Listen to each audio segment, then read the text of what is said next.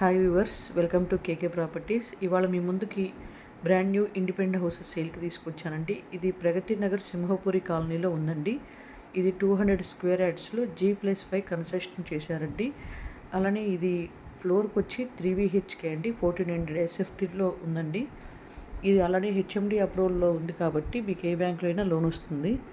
అలానే దీనికి రెంట్స్ వచ్చి 1,30,000 అండి, రెంట్స్ ఎక్స్పెక్టేషన్స్.